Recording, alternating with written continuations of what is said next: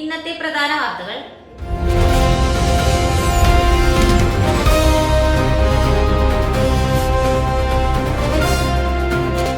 നടൻ വിജയുടെ ഭാര്യ സംഗീത വിവാഹമോചന ഹർജി നൽകിയെന്ന വാർത്ത പുറത്തു വന്നതിന് പിന്നാലെ നടി തൃഷയ്ക്കെതിരെ കടുത്ത സൈബർ ആക്രമണം.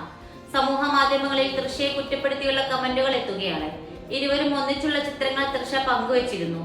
ആ ചിത്രങ്ങൾക്ക് കടുത്ത രീതിയിലുള്ള പ്രതികരണങ്ങളാണ് സോഷ്യൽ മീഡിയ പേജുകളിൽ. കഴിഞ്ഞ ദിവസമാണ് ഭർത്താവ് വിജയ്ക്ക് വിവാഹേതര ബന്ധമുണ്ടെന്ന് ആരോപിച്ച് ഭാര്യ സംഗീത വിവാഹമോചന ഹർജി നൽകിയത്. 2021 മുതൽ ഒരു നടിയുമായി വിജയ്ക്ക് വിവാഹേതര ബന്ധമുണ്ടെന്നും വിലക്കിയിട്ടും അത് തുടർന്നെന്നുമാണ് ഹർജിയിൽ പറയുന്നത്. വിജയുടെ കടുത്ത ആരാധികയായിരുന്നു സംഗീത. 1999 വിജയെ വിവാഹം കഴിക്കുന്നത്. കോഴിക്കോട് നല്ലളം മോഡേൺ ബസാറിന് സമീപം ശനിയാഴ്ച പുലർച്ചെ 3:30 ഉണ്ടായ വാഹനാപകടത്തിൽ 4 മരണം. കാറിലുണ്ടായിരുന്ന മറ്റൊരാൾ അതീവ ഗുരുതര പരിക്കുകളോടെ ചികിത്സയിലാണ്.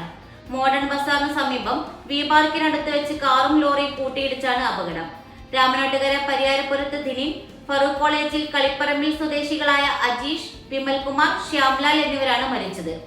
ശ്യാംലാൽ സ്വകാര്യ ആശുപത്രിയിൽ ചികിത്സയിലിരിക്കെ രാവിലെ 7:30 മരിച്ചത്. പന്തീരങ്കാവ് കൊടനടക്കാവ് പടിഞ്ഞാത്തുമീത്തൽ തിജീൻ ഗുരുതരമായ പരിക്കുകളോടെ നഗരത്തിലെ സ്വകാര്യ ആശുപത്രിയിൽ വെന്റിലേറ്ററിൽ ചികിത്സയിലാണ്. കാറുമായി കൂട്ടിയിടിച്ച ലോറിയുടെ ഡ്രൈവർ ഉസ്മാൻ കുട്ടിക്ക് അപകടത്തിൽ ചെറിയ പരിക്കുണ്ട്. വടകര മുറി മാറി കിടന്നത് കാരണം പരിക്കേൽക്കാതെ രക്ഷപ്പെട്ടു. വെള്ളിയാഴ്ച KSU നേതാവ് ബിദുലിന്റെ മാതാപിതാക്കൾ പതിവായി കിടക്കുന്ന മുറിക്ക് നേരെയായിരുന്നു ബോംബേറുണ്ടായത്. പക്ഷേ മറ്റൊരു മുറിയിലായതിനാൽ ഇവർ പരിക്കേൽക്കാതെ രക്ഷപ്പെട്ടു. ജനൽ പൊട്ടി ചില്ലുകളും അവശിഷ്ടങ്ങളും മുറിയുടെ അകത്തെത്തി. വീട്ടിലെ ക്യാമറയിൽ നിന്ന് ലഭിച്ച ദൃശ്യത്തിന്റെ അടിസ്ഥാനത്തിൽ പോലീസ് അന്വേഷണം തുടങ്ങി. 3 പേരായിരുന്നു അക്രമി സംഘത്തിൽ. ഇവരെ തിരിച്ചറിഞ്ഞിട്ടുണ്ടെന്നാണ് സൂചന. ഇസ്രായേലിന് പിന്നാലെ ഇറാൻ അമേരിക്കയ്ക്കെതിരെയും യുദ്ധം പ്രഖ്യാപിച്ചു. മിഡിൽ ഈസ്റ്റിലെ 7 US സൈനിക താവളങ്ങൾ ഇറാൻ ബാലിസ്റ്റിക് മിസൈലുകൾ ഉപയോഗിച്ച് ആക്രമിച്ചു. ഏറ്റവും പുതിയ വിവരങ്ങൾ അനുസരിച്ച് Saudi Arabian, Jordan, Bahrain, Kuwait, Qatar, UAE എന്നിവിടങ്ങളിലെ US നാവിക താവളങ്ങളാണ് ഇറാൻ ആക്രമിച്ചത്.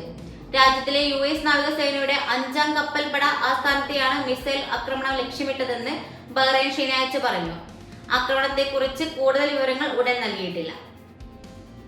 കൊളംബോ 2020 ലോകകപ്പ് സെമി ഫൈനൽ പ്രതീക്ഷ നിലനിർത്താൻ സാധിച്ചതിൽ ഇംഗ്ലണ്ട് താരം വിൽ ജാക്സിനോട് പാകിസ്ഥാൻ നന്ദി പറയണം.